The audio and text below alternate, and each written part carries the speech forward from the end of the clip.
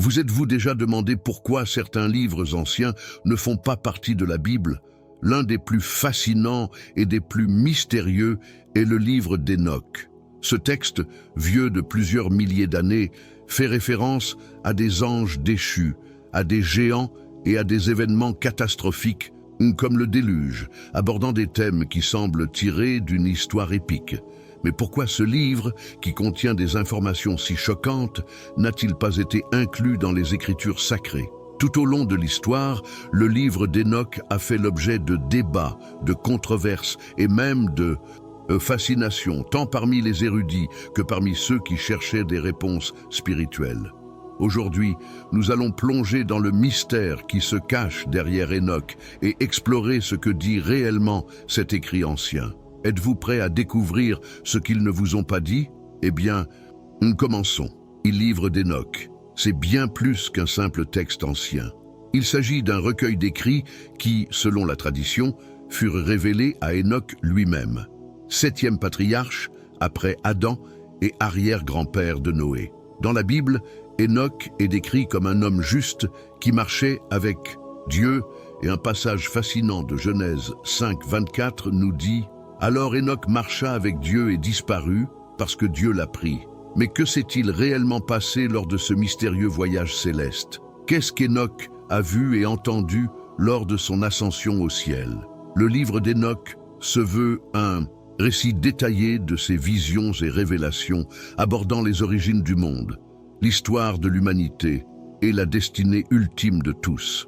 Cette histoire profonde et révélatrice ouvre une série de questions et de mystères qui, aujourd'hui encore, continuent d'intriguer ceux qui fouillent ces pages. L'un des aspects les plus fascinants de livre d'Hénoch, c'est son contenu apocalyptique qui se manifeste dans ses différents rêves et visions. En particulier, l'un des rêves les plus intrigants d'Hénoch était le premier rêve, où on lui a montré l'histoire de l'humanité depuis la création jusqu'au déluge. Dans ce rêve, Hénoch a vu une grande vache blanche qui émergeait de la mer et donnait naissance à une série de personnages significatifs. Un symbolisme qui parle de l'origine et du destin de l'humanité. Le livre d'Hénoch est divisé en 5 parties fondamentaux, chacun avec une approche unique, mais complémentaire. Ce sont le livre de justicier, le livre de paraboles, le livre astronomique, le livre de rêves, et enfin, la lettre d'Hénoch. Bien que chaque section ait un contenu différent, elles partagent toutes une vision apocalyptique, annonçant le jugement et la condamnation des méchants, ainsi que le salut des justes. Ce texte regorge d'histoires symboliques décrivant la chute des anges qui, unis au fil des hommes, donnèrent naissance aux géants connus sous le nom de Néphilim. De plus, il raconte comment le grand déluge a détruit les géants, tandis que l'arche de Noé a sauvé à la fois les animaux et la famille de Noé. Il livre d'Hénoch. Non seulement il propose des histoires sur les anges déchus et le jugement final, mais il aborde également des thèmes cosmiques et prophétiques, tels que le fonctionnement du ciel et des étoiles. Hénoch a eu des visions détaillées sur la structure du ciel, du soleil, de la lune et des étoiles, lui permettant de comprendre l'ordre divin derrière la création. Mais sa vision ne s'est pas arrêtée là. Hénoch a également prédit le avenir de l'humanité, y compris venu du Messie, le Fils de l'homme, qui, selon les prophéties, viendra juger les vivants et les morts.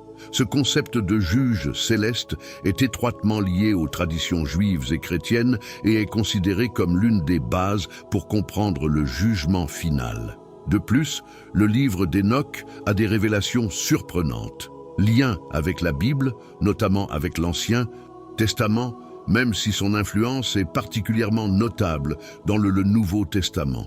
Un exemple clair en est le passage de Judas 1, 14, 15, où une prophétie d'Hénoch est directement citée. Parmi eux aussi, Hénoch, le 7e depuis Adam, a prophétisé disant « Voici le Seigneur est venu avec ces dizaines de milliers de saints pour exécuter le jugement contre tous et pour convaincre tous les méchants de toutes leurs mauvaises œuvres qu'ils ont commises impies et de toutes les choses dures que les pécheurs impies ont prononcées contre lui. » Ces mots sont une citation directe de Enoch 1.9-10, ce qui montre que ce livre était non seulement connu de certains auteurs bibliques, mais qu'il avait également une influence notable dans la pensée juive et celle des premiers chrétiens.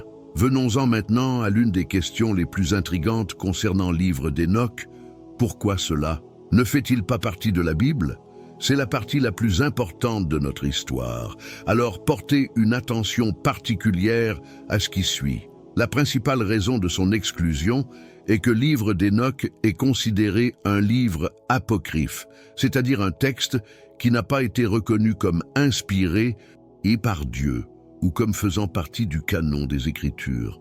Le canon biblique est l'ensemble des livres que l'Église considère comme faisant autorité et normatif pour la foi et la pratique. La formation de ce canon n'a pas été immédiate. Il s'agit d'un processus long et complexe qui s'est développé au fil des siècles, à travers un discernement et un consensus entre les chefs religieux et les communautés chrétiennes. Bien que le livre d'Enoch était connu et lu par beaucoup, il n'a pas été accepté par le judaïsme rabbinique ni par la majorité des églises chrétiennes. Cependant, certaines églises orientales, comme la Église orthodoxe éthiopienne, ont gardé le livre d'Enoch dans leur canon, ce qui signifie que, pour eux, le texte est considéré comme sacré et faisant autorité. L'exclusion d'Enoch du canon biblique nous rappelle à quel point le processus de sélection des livres qui composent notre Bible actuelle était complexe. Peut-être vous êtes-vous déjà demandé pourquoi le livre d'Enoch a été rejeté par la plupart des traditions religieuses. Même s'il existe plusieurs raisons, les principales sont assez claires. Tout d'abord, le livre d'Enoch n'a pas été écrit par Enoch lui-même, mais est une œuvre pseudonyme, ce qui veut dire qu'il a été écrit par plusieurs auteurs anonymes qui ont vécu entre les siècles 3 a.C. et 1 d.c. Ces auteurs, n'étant pas Enoch lui-même, attribuèrent son nom au livre pour lui donner plus d'autorité et crédibilité. Ce type d'écriture, courant dans l'Antiquité, était utilisé pour donner plus de poids aux enseignements ou aux histoires contenues dans le texte. Deuxièmement, le livre d'Enoch contient quelques contradictions et erreurs qui ne cadrent pas avec l'enseignement biblique, tant du point de vue historique que théologique. Par exemple, le livre d'Enoch décrit comment anges déchus. Ils enseignèrent aux humains les arts de la guerre, la magie, l'astrologie et la métallurgie. Cette idée suggère que la civilisation humaine est née de l'influence, le mal des anges, au lieu d'être une bénédiction divine de Dieu. Ces types de récits non seulement entrent en conflit avec la doctrine biblique, mais modifient également la vision traditionnelle de l'origine de l'humanité et de la révélation divine. Une troisième raison pourquoi le livre d'Enoch n'a pas été accepté dans le canon biblique, c'est son style littéraire, qui diffère notamment du style que l'on retrouve dans les écrits sacrés.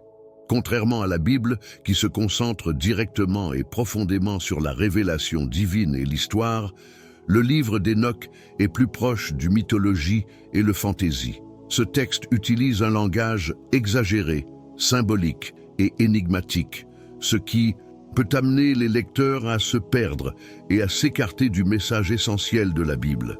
Les histoires fantastiques et les visions apocalyptiques décrites dans Enoch, bien que fascinantes, ne suivent pas la même ligne de clarté et de cohérence théologique que l'on retrouve dans les livres canoniques. Pour ces raisons, il est essentiel, sois prudent en lisant et en étudiant le livre d'Enoch. Même s'il s'agit peut-être d'un texte intéressant qui offre un point de vue différent sur certains sujets bibliques, il ne faut pas le confondre avec la parole de Dieu. Notre feu et espoir, ils doivent être fondés sur les Écritures reconnues par l'Église et préservées dans le cadre de la canon officielle, la Bible. C'est le seul livre qui nous révèle le plan de Dieu pour l'humanité et nous montre clairement le chemin vers salut à travers Christ, le vrai Fils de l'homme qui est mort et ressuscité pour nous. Dans Jean 3,16, on lit « Car Dieu a tant aimé le monde qu'il a donné son Fils unique, afin que quiconque croit en lui ne périsse pas mais ait la vie éternelle. » Ce verset résume le message central des Écritures, rachat de l'humanité par le sacrifice du Christ. En revanche, le livre d'Enoch, nous présente des histoires fascinantes sur Ange déchu, le géant, et des visions apocalyptiques de fin du monde. Bien qu'il s'agisse d'un texte plein de mystères et de symbolisme, il ne faut pas perdre de vue que, même s'il peut enrichir notre compréhension de certains aspects de l'univers spirituel, la Bible est toujours notre première source de vérité. Si vous êtes curieux et souhaitez en savoir plus sur les secrets que cache le livre d'Enoch nous le révèle, restez avec moi, car nous allons le revoir maintenant. Dedans, livre d'Enoch. On raconte comment Enoch reçut révélation divine sur l'histoire et le destin de l'humanité, et comment cela s'est passé transféré au paradis et en enfer dans des visions surnaturelles, témoins de scènes choquantes telles que anges, démons, l'inondation et le jugement définitif. Tout au long de ce voyage spirituel, Enoch a eu l'occasion de voir des aspects du cosmos qui nous sont inconnus et que nous n'avions jamais imaginés. Comme je l'ai mentionné au début, le livre d'Enoch. Il est divisé en 5 parties fondamentales. Le livre des veilleurs, le livre des paraboles, le livre des visions astronomiques, le livre des rêves et la lettre d'Enoch. Chacune de ces sections propose des histoires surprenantes et prophétiques qui laissera une profonde marque sur celui qui les lira. Aujourd'hui, nous commencerons par la première partie, il livre des observateurs, qui est sans aucun doute le plus connu et aussi le plus controversé. Il décrit le chute des anges qui, en désobéissant à Dieu, s'est uni aux femmes humaines, générant le géant connu sous le nom de Néphilim. Cette partie du livre soulève de profondes questions théologiques et morales sur le péché, la corruption et la justice divine. Il livre des observateurs raconte l'histoire du ange déchu appelé Veilleur, qui se sont rebellés contre Dieu et sont descendus dans le atterrir dans le but d'enseigner aux humains certaines connaissances interdites. Ces anges, dans leur désobéissance, se sont unis au fil des hommes et on leur enseigna une série d'arts et de sciences qui étaient hors de portée humaine. Ces enseignements comprennent magie, l'astrologie, la métallurgie, la fabrication de armes, l'utilisation de produits de beauté, la création de bijoux et même les secrets de avortement. Ce mélange de connaissances interdites et de corruption morale a eu des conséquences catastrophiques. De l'union entre justiciers et les femmes sont nés Néphilim, une course de géants maléfiques et violents qui, selon le texte, dévorait à la fois les humains et les animaux. La violence et la corruption croissante sur terre ont conduit Dieu, dans sa colère, à décider d'envoyer le déluge pour détruire les Néphilim et toute l'humanité pécheresse. Cependant, la question qui demeure est la suivante: qui étaient ces gardiens? Parce qu'ils se sont rebellés contre Dieu? Et que leur est-il arrivé après le déluge? Telles sont quelques-unes des questions que le livre d'Enoch pose et nous invite à réfléchir sur la nature du mal, de la rébellion et de la justice divine. Le justicier. Ils étaient un groupe de 200 anges. Ils appartenaient à la classe connue sous le nom de Grégory, dont le nom signifie « ceux qui regardent ». Ces anges ont été désignés par Dieu, pour avis et protégés à l'humanité depuis le ciel. Cependant, malgré leur mission divine, les veilleurs se sont permis séduire par la beauté des femmes terrestres et a pris la décision d'abandonner leur position céleste. Au lieu de remplir leur mission de protection de l'humanité, ils décidèrent de descendre au atterrir et unissez-vous aux filles des hommes. Le chef des justiciers était Semjaza, qui a convaincu les autres anges qu'ils jureront un pacte de fidélité et ils ont accepté de prendre épouse parmi les femmes humaines. Il livre d'Enoch mentionnait les noms des top 20 des observateurs qui ont participé à cette rébellion, parmi lesquels des noms tels que Azazel, Barakiel, Armaros, Kokavi, Tamiel et Azaël. L'histoire de ces anges déchus est l'une des plus choquantes du livre d'Enoch, car elle révèle comment même des êtres célestes peuvent succomber au péché et à la désobéissance, entraînant des conséquences dévastatrices pour l'humanité et le monde en général. Le justicier. Non seulement ils se sont unis aux femmes humaines, mais ils leur ont également révélé secrets célestes. Cela ne devrait pas être connu des humains. Cette connaissance interdite a apporté plus destruction, c'est bien, puisque les humains les utilisaient pour faire le mal, se tromper, pour déclencher des guerres, pour adorer des idoles et finalement se détourner de Dieu. Le livre d'Enoch souligne que c'était Azazel qui a appris aux hommes à faire épée, couteaux, boucliers, cuirasses et toutes sortes de armes de guerre. Grâce à cette connaissance, l'humanité a commencé à créer des instruments de violence et des destructions. De plus, Azazel leur a appris à extraire et à travailler le métaux, ce qui a permis la fabrication de bracelets, boucles d'oreilles, colliers et anneaux. Les femmes, en Trinsantis particulier, ont appris l'art de peigner vos yeux, teignent tes cheveux, se maquiller et parez-vous de bijoux. D'autres observateurs, outre Azazel, ont partagé leurs connaissances sur magie, enchantement, sorts, astrologie, devinée, botanique, pharmacologie et même le avortement. Cette connaissance, loin d'être une bénédiction, a contribué à la corruption de l'humanité, car en apprenant ces arts, les humains se sont encore plus éloignés de la volonté divine, plongeant le monde dans un cycle de péché et destruction. À la suite de ces enseignements interdits, le atterrir était rempli de mal, de sang, de fornication et toutes sortes de péchés. Les connaissances révélées par justiciers, cela a provoqué un déclin moral et spirituel sans précédent et l'humanité est tombée dans un abîme de corruption. Mais le pire était à venir. L'union entre justiciers et les femmes sont nées Néphilim, une course de géants connue sous le nom de ceux qui sont tombés ou ceux qui font tomber les gens. Ces Néphilim n'étaient là pas seulement des géants en termes de taille physique, mais ils possédaient également un forcé et une intelligence surhumaine. Ils sont décrits comme des êtres hybrides, un produit du mélange entre anges et les humains, et de par sa nature, ils n'avaient pas d'âme et ne pouvaient donc pas être enregistrés. C'étaient des créatures mâles, cruelles et voraces, qui s'est nourri de la chair et du sang de les humains et du animaux. Le livre d'Enoch raconte que le Néphilim, ils ont dévoré tout ce que les humains avaient cultivé et pour lequel ils avaient travaillé. Lorsqu'ils n'en avaient pas assez, ils commencèrent à se retourner contre l'humanité et mangent-le aussi. Ils se dévorèrent l'un l'autre et la violence et la corruption, ils ont augmenté de manière disproportionnée. L'humanité a vécu à une époque de chaos absolu, où péché avait pris le contrôle de la création, et le Néphilim. Ils représentèrent le summum de ce déclin. La situation sur Terre était si grave que des humains désespérés ont appelé le ciel à l'aide. Leurs cris parvinrent à Dieu, qui entendit leur souffrance et décida d'intervenir. En réponse, Dieu envoyait 4 archanges, Michel, Gabriel, Raphaël et Uriel, afin qu'ils puissent exécuter leur jugement et rétablir l'ordre. Chacun de ces archanges reçut des ordres spécifiques de Dieu pour punir le justicier, aux Néphilim et aux humains pécheurs. L'archange Michel était chargé de chaîner Semjaza et ses partisans, les jetant dans un abîme des ténèbres où ils resteraient enfermés jusqu'à ce que jour du jugement dernier.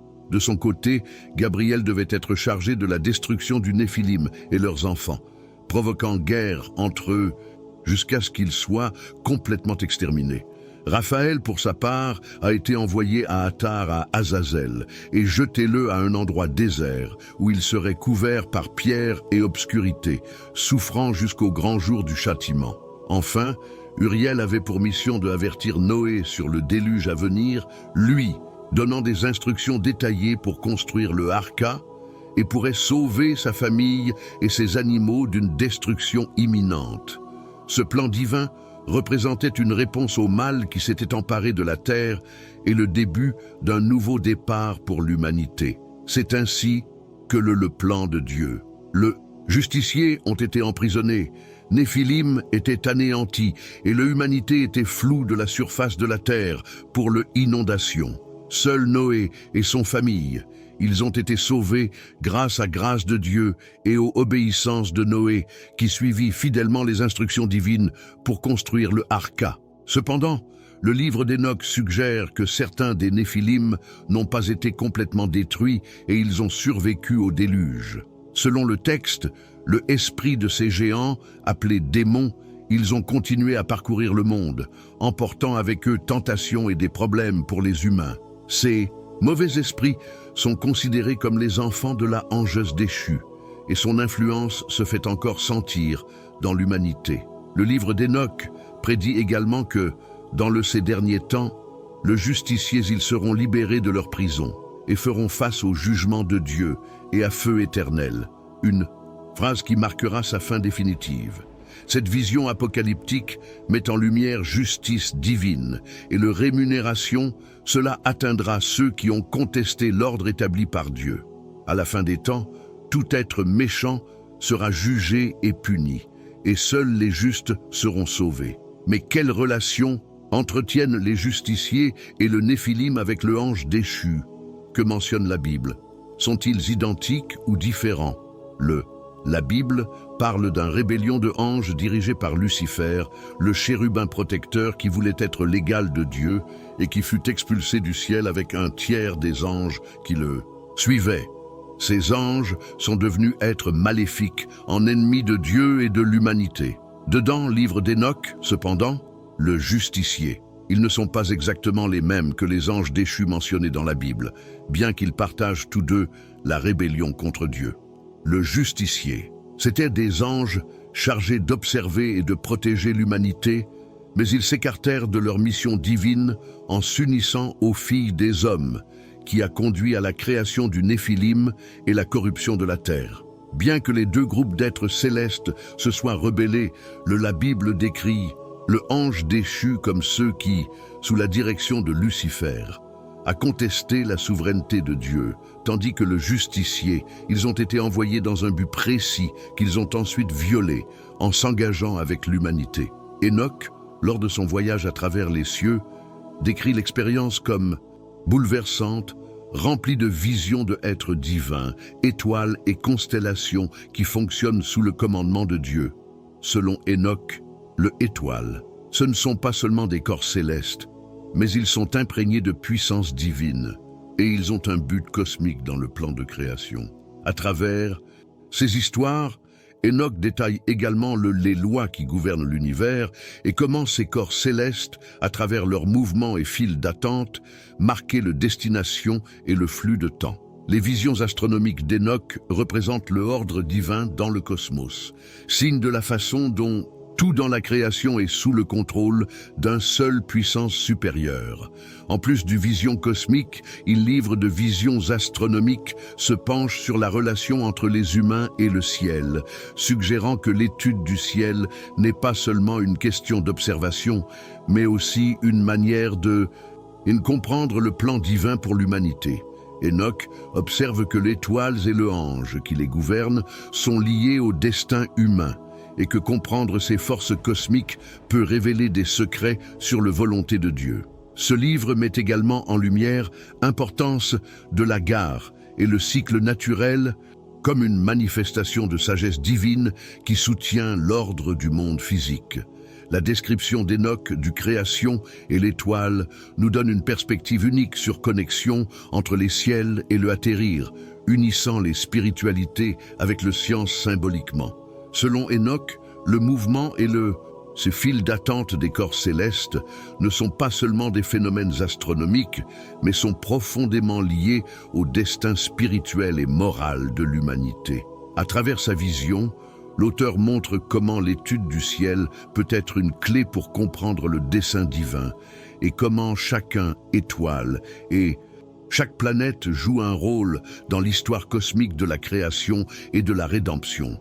Cette perspective invite les êtres humains à reconnaître l'ordre divin dans le cosmos et à voir l'univers non seulement comme un ensemble de lois physiques, mais aussi comme le reflet de la sagesse et de la volonté de Dieu. Et le quatrième livre dans le recueil de livres d'Enoch est-il le livre de rêves, qui présente une série de visions prophétiques qu'Enoch a vécues tout au long de sa vie. Contrairement aux autres parties du livre, l'accent est mis ici davantage sur introspectif et allégorique. Enoch raconte rêves qui vous ont été envoyés par Dieu et qui révèlent l'avenir de l'humanité, l'avènement du Messie, le jugement définitif et le destin de équitable et le mal. Ces rêves agissent comme métaphores de réalités spirituelles et cosmiques et, à travers elles, Enoch transmet des messages sur l'espoir, et pour les justes, et condamné pour les méchants. Dans ces histoires, le animal, le arbre et d'autres éléments de la nature sont personnifiés et sont utilisés comme symboles de la pays et les peuples du monde. Il livre de rêves ne s'agit donc pas seulement d'un recueil de visions, mais aussi d'un critique à l'état moral de l'humanité au moment de la révélation. À travers ces visions, Enoch met en lumière le peur et le attente, ce que les gens de son temps pensaient de l'avenir, et offre une interprétation divine de l'événement. Cela marquerait le destin final de l'humanité. Les rêves d'Enoch, en ce sens, sont à la fois un avis comme un guide, invitant les croyants à réfléchir sur leur vie morale et spirituelle en relation avec les desseins divins. Enfin, la lettre d'Enoch, qui clôt l'ouvrage, sert de avertissement aux hommes sur les conséquences de péché et de corruption, et comme un appel à justice et le rectitude. Dans cette section, Enoch exhorte le équitable, un persévérer dans votre feu, et j'attends le jugement de Dieu, qui sera une manifestation de justice et restauration pour de bon. Dans cette lettre, l'idée centrale de la livre d'Enoch, quoi Dieu est tôt, une commande de histoire humaine, et que le destin final de l'humanité dépendra de la décision qui sont prises dans ce monde. La lettre d'Enoch souligne également l'importance de moralité et l'obéissance à la loi divine, et souligne que le jugement définitif est imminent. Cet appel à la justice est aussi un rappel que même si les méchants semblent prospérer dans la vie terrestre, le jugement de Dieu viendra en temps voulu, et chacun recevra ce qu'il mérite. De plus, Enoch souligne la nécessité de rester fidèle aux principes divins, non seulement en parole, mais en action, afin qu'au bout du chemin, les justes puissent jouir du salut et le royaume éternel promis par Dieu. Cette dernière lettre clôt donc non seulement l'œuvre d'Enoch, mais offre également un puissant leçon de morale sur l'ordre divin et la destinée éternelle. Il livre d'Enoch. Il s'agit sans aucun doute d'un ouvrage fascinant et riche en symbolisme, qui présente une vision du monde très différente de celle que l'on retrouve dans d'autres textes bibliques. À travers ces 5 livres, Enoch raconte non seulement son vision et révélation à propos du ange, inondation et le jugement définitif, mais présente également un aperçu de cosmos, de la création et de destin éternel des êtres humains. Tout au long de ces récits, des parallèles peuvent être trouvés avec de nombreux enseignements bibliques, notamment ceux faisant référence aux fins du monde, le venu du Messie et le jugement définitif. Mais il se distingue également par son accent dans le chute des anges, le Néphilim, et la relation entre céleste et sa terrestre. Ces récits, bien que chargés de symbolisme et de détails mystiques, présentent des leçons importantes sur la lutte entre le bien et le mal et sur la nécessité de vivre selon les principes divins. Enoch, comme d'autres textes apocryphes, expose des thèmes complexes liés à la destin humain, ciel et le plan divin pour l'humanité qui nous invitent à réfléchir sur notre relation avec Dieu et la justice cosmique qu'il gouverne. Il livre d'Enoch reste un texte mystérieux et incontroversé. Pour certains, c'est une source précieuse de révélation et une perspective complémentaire de l'histoire biblique, tandis que pour d'autres, c'est un texte apocryphe, ce qui ne doit pas être considéré comme autorité.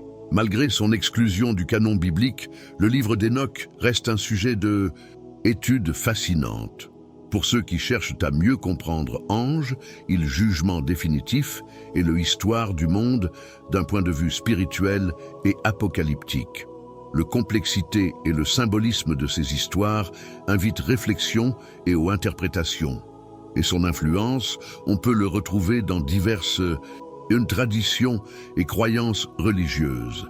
Bien que son authenticité et sa place dans les Écritures soient débattues, le livre d'Enoch reste un point d'intérêt pour ceux qui cherchent à approfondir les mystères spirituels et les visions de la fin du monde qui fascinent l'humanité depuis des siècles. Par son impact sur théologie et dans la vision religieuse du monde, le livre d'Enoch continue d'être une œuvre qui nous met au défi de penser au-delà de ce que nous savons et qui nous invite à explorer les limites de la connaissance et sagesse divine. Porte du ciel, le trône de Dieu, le ange et le essai qui se préparent aux pécheurs et aux rebelles. Il a vu tout ça, Enoch, de ses propres yeux, et l'a écrit pour que nous le connaissions.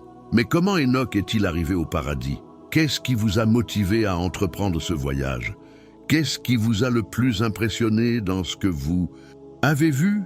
Telles sont quelques-unes des questions auxquelles nous allons répondre maintenant, à partir du texte du livre d'Enoch et dans d'autres sources bibliques et historiques. Selon la tradition, Enoch était un homme juste, l'un des rares à avoir marché avec Dieu sur terre, et il a été emmené au ciel dans un voyage mystique pour être témoin des merveilles divines. Le livre d'Enoch décrit comment Enoch a été élevé au ciel par des anges au cours d'un voyage qui l'a conduit à travers différents ciels et le mettre en contact direct avec êtres célestes.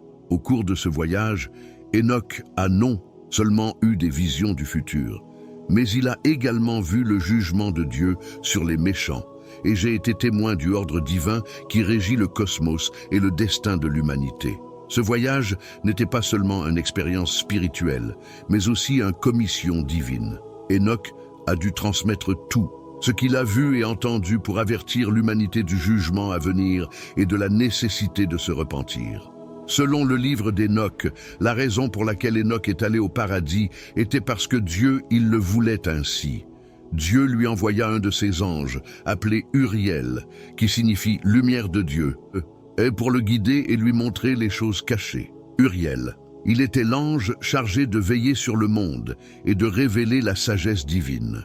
C'est lui qui enseigna à Enoch le fonctionnement du ciel et de la terre, et lui expliqua la signification de ses visions. Enoch a commencé son voyage à travers le ciel depuis le est, où il a vu l'endroit où le soleil se lève. Il y avait une grande porte par laquelle le soleil se levait chaque matin et qui était gardée par 4 anges. Ces anges étaient chargés d'ouvrir et de fermer la porte selon le temps établi par Dieu. L'image de la porte du soleil est l'une des premières visions impressionnantes d'Enoch, symbolisant le contrôle divin sur les cycles de la création. Cette porte servait non seulement d'entrée au soleil, mais aussi de barrière céleste entre le monde physique et le monde spirituel, montrant comment Dieu, il ordonne le passage des forces cosmiques qui affectent l'humanité. Enoch observa que le soleil changeait taille et de briller selon la période de l'année, et ce que vous aviez 6 ailes de feu qui l'entouraient. Il a également vu que le soleil suivait un chemin fixe à travers le ciel, qui était divisé en 12 parties, correspondant aux 12 mois de l'année. Chaque mois, j'avais 30 jours, et chaque jour, j'avais 18 heures de lumière et 6 heures d'obscurité. C'était le calendrier qui Dieu révélait à Enoch, et que c'était différent de ce que les hommes sur terre utilisaient. Ce détail montre l'organisation divine du temps et du cosmos, indiquant que même les saisons et les cycles naturels sont sous le contrôle direct de Dieu.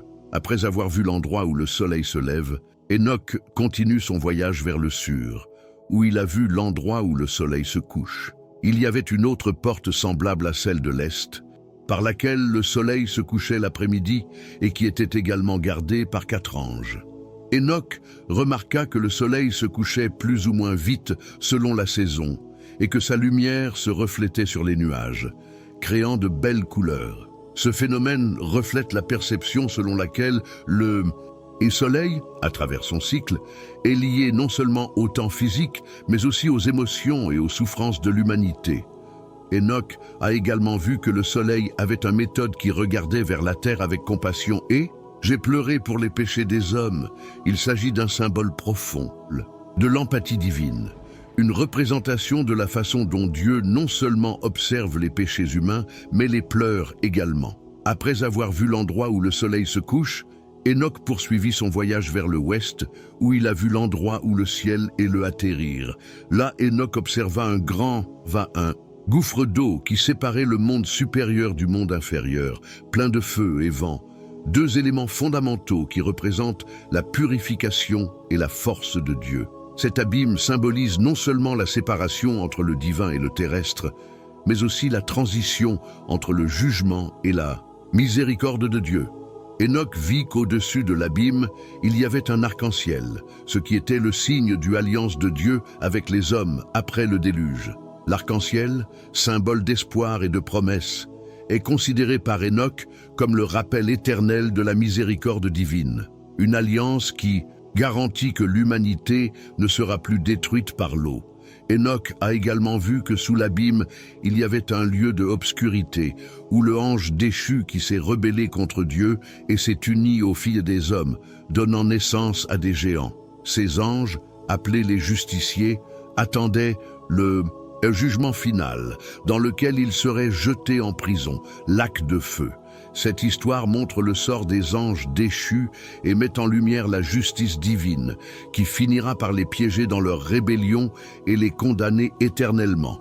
Lac de feu, c'est un lieu de punition symbolisant la justice imminente de Dieu envers ceux qui désobéissent à sa volonté.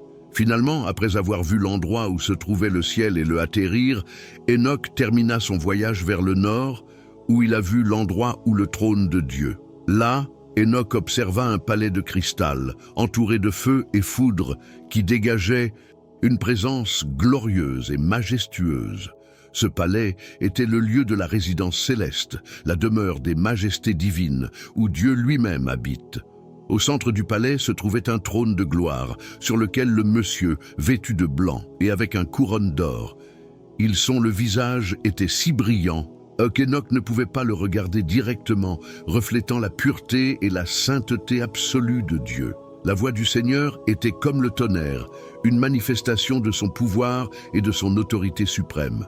À droite du trône se trouvait le Fils de l'homme, il Messie promis, qui avait l'apparence d'un homme, mais avec yeux de feu et cheveux de neige, représentant sa pureté et sa justice parfaite. À gauche se trouvait le archange Michel, le prince des anges, qui portait un épée de feu dans sa main, symbolisant la protection et le jugement divin.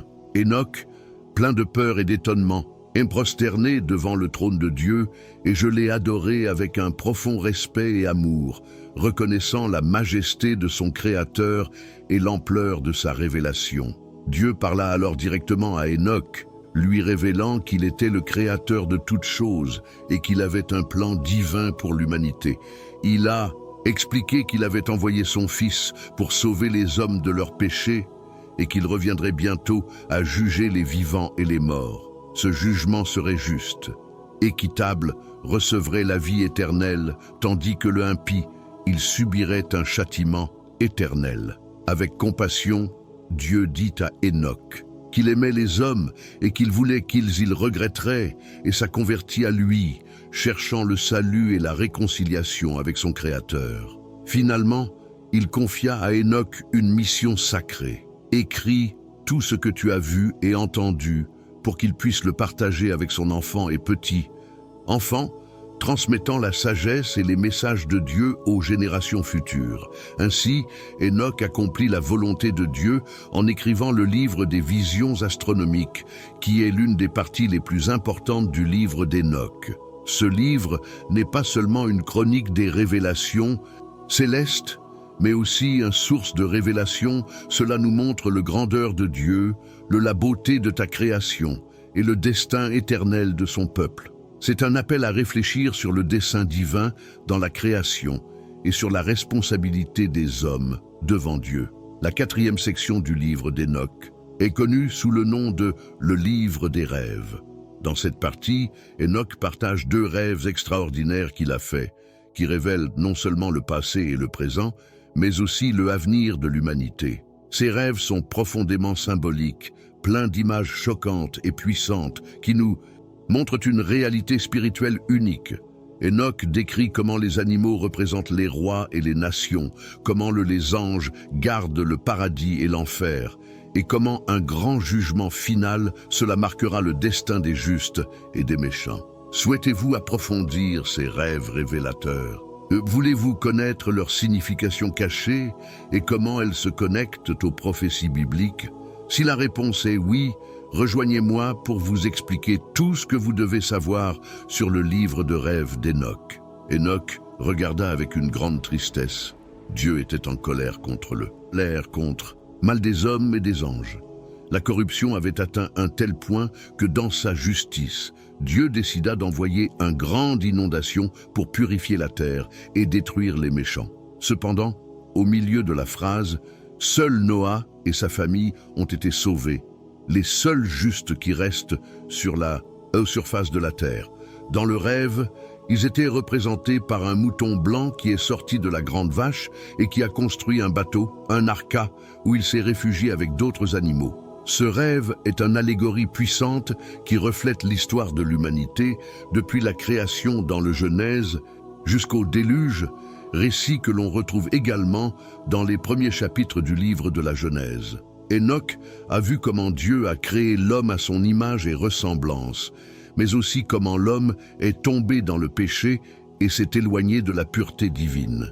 Le rêve montre comment, après le péché de l'humanité, Dieu a puni l'homme, mais en même temps, cela offrait l'occasion de rachat à travers Noé et son arche. Mais ce n'était pas le seul rêve d'Enoch. Le deuxième rêve était encore plus choquant.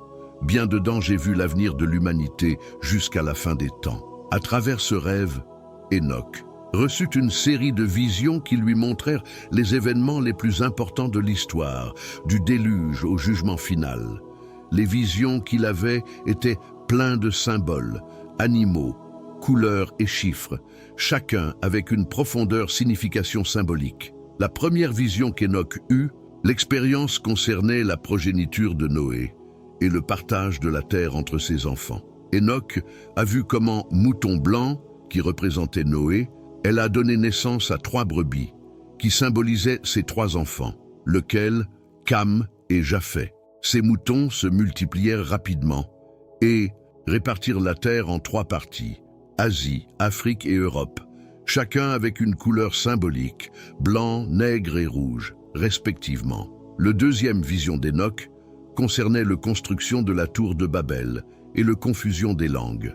Dans cette vision, Enoch a vu comment le mouton blanc, qui vivait en Asie, s'est rebellé contre Dieu et a essayé de construire un tour, cela atteindrait le paradis. Cependant, Dieu a contrecarré son plan, confondre votre discours, ce qui les a amenés à parler différemment langue, et ils seront dispersés dans tout le pays. Cet événement représentait non seulement un acte de la fierté humaine, mais aussi le début d'une diversité linguistique dans le monde. Le troisième vision qu'Enoch avait concernait l'histoire de Israël et leur règne. Dans cette vision, Enoch a vu comment Dieu a choisi un mouton blanc parmi tous les autres, représentant Abraham. Il est père de foi. Dieu lui a promis qu'il ferait de lui une grande nation et lui donnerait le pays de Canaan comme héritage. D'Abraham sont nés Isaac et Jacob, et de Jacob sont nés 12 patriarches, les parents du 12 tribus d'Israël. Enoch vit comment les fils de Jacob, ils ont vendu leur frère Joseph comme esclave de Égyptiens, et comment Joseph, malgré l'adversité, est devenu le gouverneur d'Égypte et a sauvé sa famille de la faim. Dans cette vision, Joseph est représenté comme un mouton, une figure de sagesse et salut. Alors Enoch observa comment les Israélites, ils se sont multipliés dans Égypte, mais aussi comment ils étaient opprimés par le Pharaon, représenté par un éléphant dans la vision, symbolisant l'oppression et une puissance excessive. Enoch a également vu comment Dieu envoyait à Moïse, représenté comme un mouton, pour libérer son peuple du esclavage et guider-les à travers le désert et vers la terre promise. Dieu a donné à Moïse le loi et le tabernacle, mais les Israélites ont enfreint la loi et se sont rebellés contre lui. En conséquence, Enoch a vu comment Dieu a puni son peuple, ravageurs, guerres et exilés, mais aussi comment il leur a montré miséricorde et il a restauré sa nation. À travers ces visions, Enoch vit comment Dieu ressuscita juges, prophètes et reilles pour guider son peuple, dont certains étaient fidèles et d'autres infidèles. Parmi les rois, Enoch a souligné David, représenté comme un mouton avec cornes, déjà Salomon, représenté comme un mouton avec un grand couronne. Finalement, nous arrivons aux dernières sections de la livre d'Enoch, connue sous le nom « La lettre d'Enoch ». C'est la majeure partie, bref et plus loin dans le livre, mais c'est toujours l'un des plus transcendantales. La lettre est divisée en 2 sections. Épître d'Hénoch et le Apocalypse des semaines. Dans l'Épître d'Hénoch, Hénoch écrit une lettre adressée à son descendance dans laquelle il les met en garde contre le jugement qui viendra sur les méchants et les encourage à suivre le chemin de justice. Hénoch leur parle du ange déchu qui s'est uni aux filles des hommes, engendrant géant qui a corrompu l'humanité. Dans cette lettre, Hénoch les exhorte à rester firmes dans le feu et à ne pas se laisser emporter par la tentation du péché, car le jugement de Dieu, il est proche pour tous ceux qui vivent dans le mal. C'est ainsi que la partie la plus profonde du livre d'Hénoch, une œuvre qui, par son rêves et visions, propose une interprétation apocalyptique et symbolique de l'histoire de l'humanité, de la chute du ange et du dernier espoir pour le équitable. Hénoch, comme un prophète et témoin, a laissé un héritage de révélations qui, encore aujourd'hui, continue de faire l'objet d'études et de réflexions. Bien que le livre ne soit pas inclus dans le canon biblique, son influence est incontestable et son message continue de résonner dans de nombreuses traditions religieuses et spirituelles. À travers ces pages, Hénoch nous montre qu'au-delà des jugements et des ténèbres du monde, il y a toujours un chemin pour lumière divine pour ceux qui recherchent la justice et la droiture. Ainsi, le fin du livre d'Hénoch non seulement clôt une œuvre littéraire, mais propose également un appel à l'action, et à repentir. Le atterrir avec son violence, et son mal, fut le théâtre de la rébellion des anges déchus et leurs enfants, géants, qui, en corrompant la création, a déclenché une chaîne de chaos qui n'a été stoppée que par le jugement de Dieu à travers l'inondation. Cependant, le esprit de ces êtres, bien que physiquement détruits, n'ont pas disparu. Au lieu de cela, ils se sont dispersés à travers le monde, en essayant et tricherie aux humains, cherchant à les entraîner dans le péché. Hénoch, dans sa lettre, met en garde ses enfants et les générations futures contre ces dangers, les exhortant à ne pas succomber aux tentations de ceux qui mauvais esprit. Il leur rappelle que le seul moyen d'échapper à son influence est reste fidèle à la loi de Dieu, une loi qui a été transmise à son peuple par Moïse. Hénoch leur assure que Dieu récompensera les justes avec la vie éternelle et d'autre part condamnera les méchants à le feu éternel, les retirant de sa présence pour toujours. Mais la révélation la plus transcendantale survient lorsqu'Hénoch raconte ce qu'il a vu à propos de la fin des temps, dans la deuxième partie de sa lettre, Apocalypse des semaines, une série de visions qui prédisent l'avenir du monde et le destin final de l'humanité. Hénoch résume l'histoire de l'humanité dans 10 semaines, chacun représentant une étape clé de l'histoire, depuis la création jusqu'à ce que jugement définitif. Chaque semaine est un été prophétique dans lequel se déroulent des événements transcendantaux. Au cours de la première semaine, Hénoch raconte création du monde, la chute des anges et le début de l'humanité. Dans la seconde, l'inondation purifie la terre de la corruption. Dans le troisième, le tour de Babel, et dans le quatrième, commence le exode des Israélites d'Égypte. La cinquième semaine marque la construction du temple de Jérusalem et le sixième, le venu du Messie. Dans la septième semaine, Hénoch dit qu'il y vit une ère de décadence morale, mais prévoit que le huitième semaine sera celui du justice, quand le Messie, il régnera sur la terre et rétablira l'ordre. Le neuvième semaine sera un grand conflit, lorsque le Antéchrist se lèvera contre Dieu et son peuple, mais sera vaincu par le Messie qui, accompagné de anges et saints, triomphera. Enfin, dans le 10e semaine, sera réalisé fin des temps, le renouveau du ciel et de la terre et la séparation définitive entre les justes et les méchants. Les justes vivront éternellement avec Dieu, tandis que les méchants seront jetés dans l'étang de feu. Que penses-tu de cela? La vision d'Hénoch à propos de la fin des temps. Pensez-vous que cela a été réalisé ou qu'il le sera à l'avenir? Dans sa vision, le jugement final et le renouveau de la terre et des cieux marquent le point culminant de l'histoire humaine. Selon Hénoch, le Messie sera celui qui apportera la justice, vaincre l'Antéchrist et établir le royaume éternel de Dieu. C'est une vision apocalyptique qui résonne chez les autres prophéties bibliques, notamment avec le livre de l'Apocalypse de Jean. Cependant, une grande question demeure. Que dit la Bible à propos du livre d'Hénoch? Bien que la Bible n'inclue pas le livre d'Hénoch dans son canon, c'est-à-dire qu'il ne le considère pas comme faisant partie des textes sacrés et faisant autorité, il le fait, rendez-vous, à plusieurs reprises. Ceci suggère que, au moins, sa valeur historique est reconnue et prophétique, surtout dans des passages comme dans Judas 1, 14, 15, où Hénoch et sa prophétie sur le jugement des méchants sont directement mentionnés. Malgré son exclusion du canon, le livre d'Hénoch a influencé diverses traditions chrétiennes et dans la compréhension Apocalypse et Jugement dernier. Donc même si ça ne fait pas partie du canon officiel, ça reste une œuvre significative pour ceux qui cherchent à mieux comprendre les mystères de l'histoire divine. Par exemple, dans Judas 1, 14, 15, il est dit « Parmi eux aussi Hénoch, le septième depuis Adam, a prophétisé, disant « Voici, le Seigneur est venu avec ses saintes dizaines de milliers pour exécuter le jugement contre tous et pour convaincre tous les méchants de toutes leurs œuvres impies qu'ils avaient commises, ont fait des impies, et de toutes les choses dures que les pécheurs impies ont prononcées contre lui. » Cette citation est une référence directe au livre d'Hénoch, chapitre 1, versets 9-10, où la même chose est dite. Dans cette section, Hénoch prophétise un jugement divin contre les méchants, une vision apocalyptique. Cela reflète le sérieux de la justice de Dieu. Un autre exemple se trouve dans Hébreux 11, 5, où il est mentionné que par la foi, Hénoch a été transféré pour ne pas voir la mort, et n'a pas été retrouvé parce que Dieu l'a traduit. Et avant d'être transféré, il avait le témoignage qu'il plaisait à Dieu.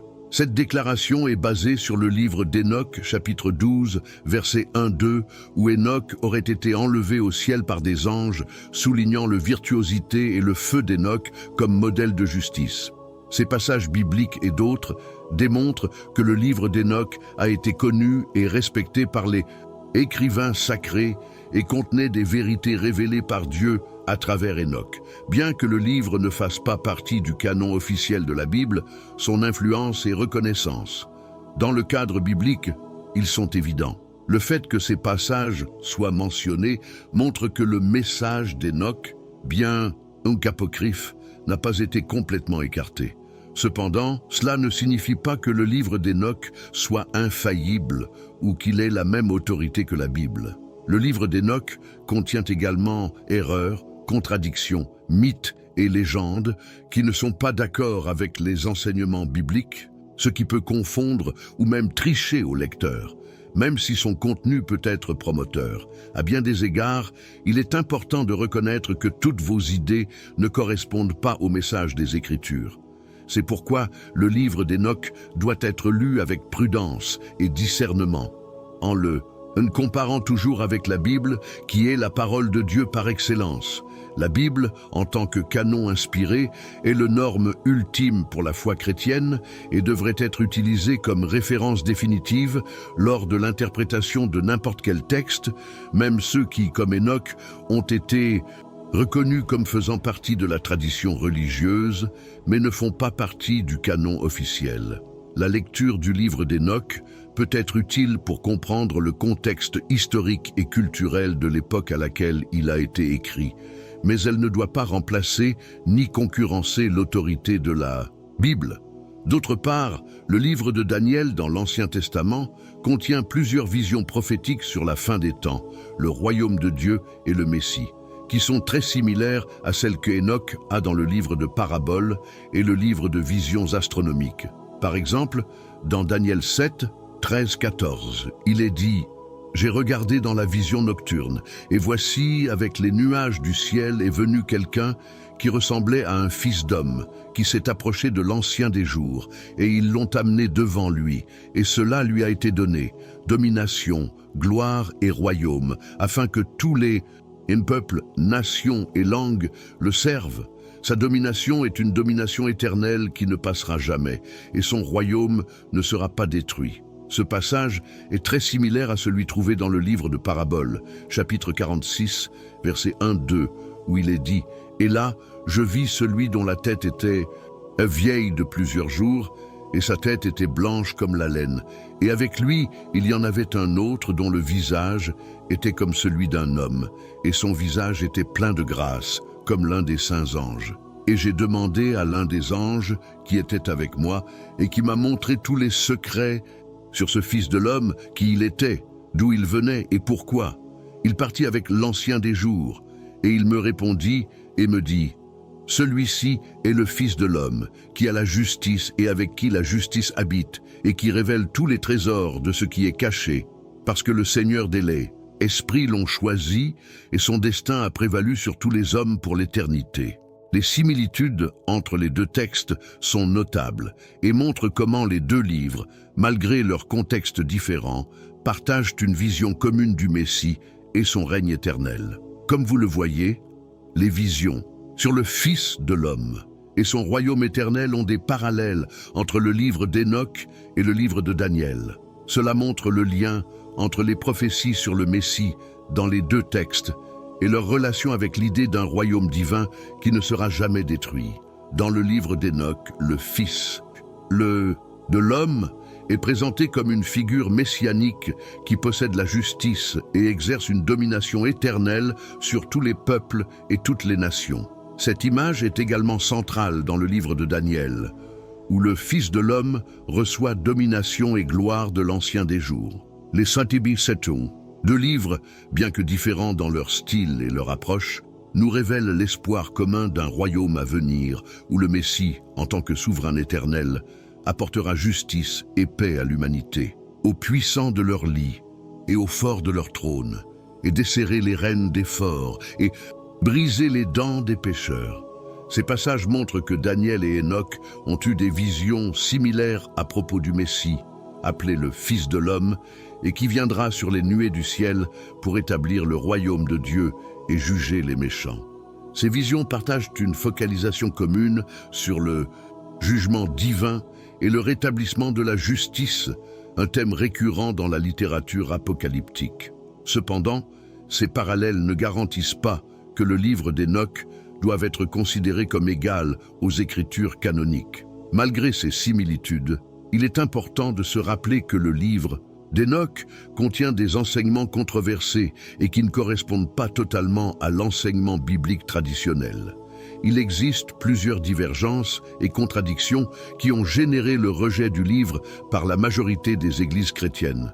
C'est pourquoi, bien que le livre d'Enoch contienne des aspects précieux de la tradition juive et nous offre un aperçu profond des temps apocalyptiques, il ne bénéficie pas de la même autorité ni de la même inspiration divine que celles accordées aux textes canoniques de la Bible. L'une des différences les plus fondamentales entre les écritures traditionnelles et les livres d'Enoch, c'est sa représentation du cosmos qui reflète une vision dualiste dans laquelle les forces du bien et du mal se battent pour le contrôle de l'humanité.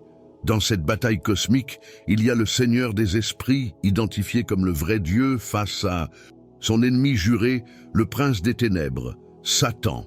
Selon le livre d'Enoch, Satan n'est pas simplement le tentateur qui traque l'humanité, mais le chef de l'humanité, justicier des anges déchus qui se sont rebellés contre Dieu et, dans leur rébellion, ont corrompu l'humanité.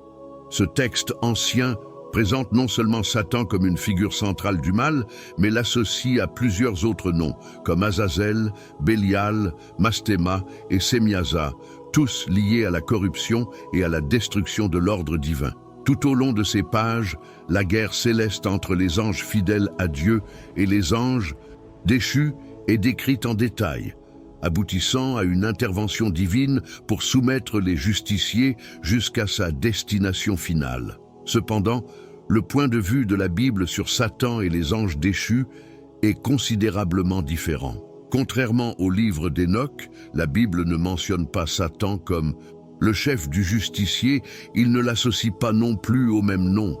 En fait, le texte biblique n'offre pas d'explication claire sur l'origine de Satan ni sur les motifs de sa rébellion contre Dieu. Ce que cela nous révèle, c'est que Satan est l'adversaire par excellence, tant de Dieu que des hommes. Et la Bible lui présente de multiples titres qui décrivent sa nature maléfique et son rôle de grand ennemi.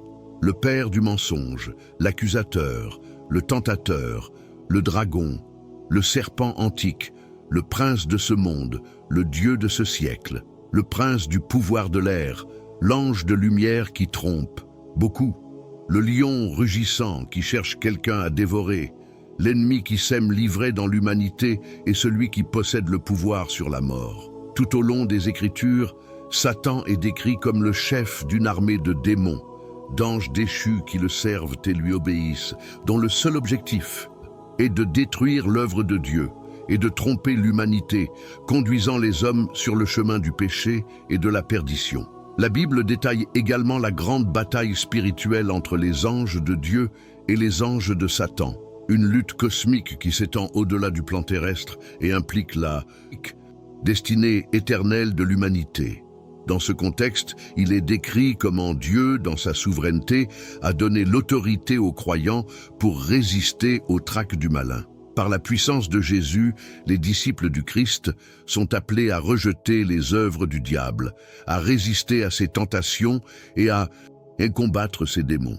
Dans plusieurs Écritures, il est dit que résister au diable est l'un des moyens par lesquels les chrétiens peuvent vaincre le mal et rester fermes dans la foi. Cependant, la Bible prophétise également la destinée finale de Satan et de ses anges déchus, une destinée scellée et irréversible.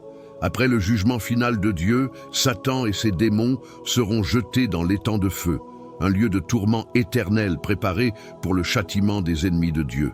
Ce sera la fin de leur règne sur les ténèbres et le mal, où ils ne pourront plus jamais influencer ou corrompre la création de Dieu. Ce sont quelques-unes des raisons pour lesquelles le livre d'Hénoch. Cela ne fait pas partie de la Bible, et c'est pourquoi nous devons être prudents lorsque nous lisons et croyons en tout texte en dehors des écrits sacrés. Je ne veux pas laisser entendre que le livre d'Hénoch est complètement mauvais ou inutile, et encore moins qu'il ne puisse pas être étudié ou exploré. Ce qu'il faut faire, c'est l'aborder avec discernement, toujours avec la prudence de la comparer avec la Bible, qui est la parole unique et suffisante de Dieu. La Bible n'est pas seulement le livre sacré, mais c'est la vérité qui nous libère. Elle est décrite comme l'épée de l'esprit qui nous aide à combattre les mensonges et les tentations du malin, la lampe qui éclaire nos pas au milieu des ténèbres et le pain de vie qui nourrit notre âme. La Bible est le moyen par lequel Dieu se révèle à nous et à travers elle, nous connaissons son Fils Jésus-Christ, qui est l'unique chemin, la vérité et la vie. Ce n'est qu'en lui que nous trouvons le salut, la guérison, la libération et la transformation de nos vies. Par conséquent, nous devons toujours veiller à ce que nos croyances et nos enseignements soient alignés sur la parole de Dieu contenue dans les Écritures bibliques, car ce n'est qu'à travers elles que nous pouvons atteindre la vérité éternelle.